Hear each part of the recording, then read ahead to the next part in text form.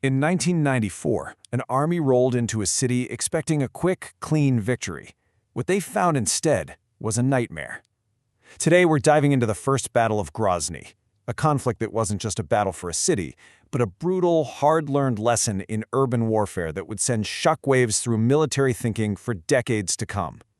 So, picture this. It's December 1994. The Soviet Union is gone, and the new Russian government, under Boris Yeltsin, wants to bring the breakaway Republic of Chechnya back into the fold. The plan seemed simple enough. A huge show of force, an armored column rolls into the capital, Grozny, and the separatists would just give up.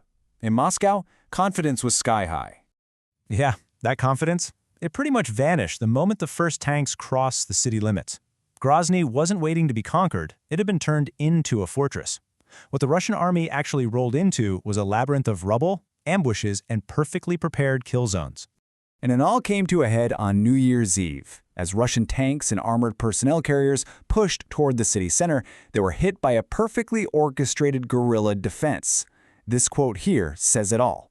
Every single window, every rooftop, every sewer grate was suddenly a threat. This disastrous assault, this New Year's nightmare, would become the single bloodiest urban battle for Moscow since World War II. Any hope of a quick operation was completely shattered, replaced by weeks of just grinding, brutal, close-quarters combat. So how on earth did it get to this point? I mean, this level of violence didn't just explode out of nowhere. The roots of this war go back several years, with tension building and building right up to the breaking point. So right after the Soviet collapse, Chechen nationalism just surged. It was led by a former Soviet Air Force general, Jahar Dudayev. In 1991, he declared independence, a move Moscow was never going to recognize. For a few years, Chechnya basically acted like its own country.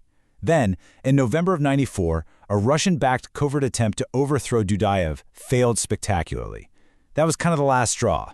Yeltsin's government issued an ultimatum: disarm or else. The Chechens refused, and the invasion began. And that brings us right back to the streets of Grozny. The battle almost immediately devolved into what soldiers call a meat grinder, a horrifying fight of attrition, where you're not measuring progress in miles, but in single city blocks, or even single buildings.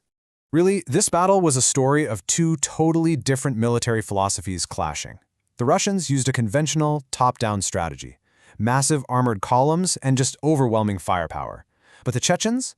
They used their intimate knowledge of the city like a weapon.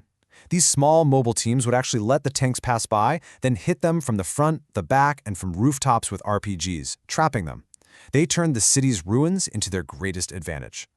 And caught right in the crossfire of all this were tens of thousands of civilians. This report here from Human Rights Watch just paints a horrifying picture. Life literally moved underground, into basements. But even there, you weren't safe. The relentless, often indiscriminate Russian shelling created an unbelievable humanitarian crisis. And it's the personal stories, from residents like Sergei Kuklin that really make it real. He was hiding in his neighbor's basement when his own home was destroyed. For the people trapped in that city, there was no such thing as a safe place. There were just less dangerous ones. And those Chechen tactics we talked about, they were devastatingly effective. If you need proof, look no further than the fate of Russia's 131st Brigade. They thought they'd reached their objective near the railway station with almost no resistance. But it was a trap. They were surrounded and then systematically destroyed. It was a complete and utter failure of intelligence, of strategy, of everything. So after weeks and weeks of this absolutely brutal fighting, the Russian forces, really through sheer numbers and firepower, did eventually manage to seize control of the city by March of 1995. But the cost? The cost of this victory was just astronomical. There's a name for this. It's called a Pyrrhic victory. It's when you win, but the cost of winning is so devastating that it feels like a defeat. And that's exactly what Grozny was for the Russian military. They captured a city, sure, but it was a city of rubble. So, let's talk numbers. This was the official count of Russian soldiers killed. But most independent estimates put the real number much, much higher. With that number as high as it is dwarfed by the estimated number of civilians killed, over 25,000, and some sources say it could be as high as 35,000. It was an absolute catastrophe for the people of Grozny. And maybe nothing speaks to the moral disaster of this war more than this story right here. the Russian general who actually led the final successful assault on the presidential palace. He refused to be decorated for it. He refused the nation's highest honor, saying he saw nothing glorious in fighting a war on my own land. That tells you everything you need to know about how even some in the military felt about this. But the story of Grozny, it doesn't just stop in 1995. Not even close. Its legacy, the lessons learned, and the lessons ignored, they continue to echo in conflicts all around the world, even today. I mean, think about how hollow that victory really was. Just over a year later, in August 1996, Chechen fighters launched a brilliant surprise attack and took the city back. It forced Russia into a humiliating peace deal and a full withdrawal. That peace didn't last long, though. A few years later, the Second Chechen War kicked off, which led to another siege that leveled what little was left of Grozny.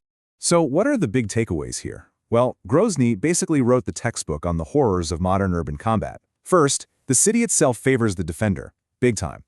Second, underestimating your opponent's will to fight can be a fatal mistake, as Russia learned. We saw how vulnerable tanks are in a city without infantry on the ground to protect them. And maybe the most important lesson of all, the cost to civilians is always immense, and that line between who's a fighter and who isn't becomes terrifyingly blurry. And this brings us to the final, really sobering question. From Aleppo to Mariupol and beyond, cities are still the battlefields of the 21st century. And looking at these modern conflicts, you just have to ask yourself, have the bloody, devastating lessons paid for in the ruins of Grozny, have they truly been learned?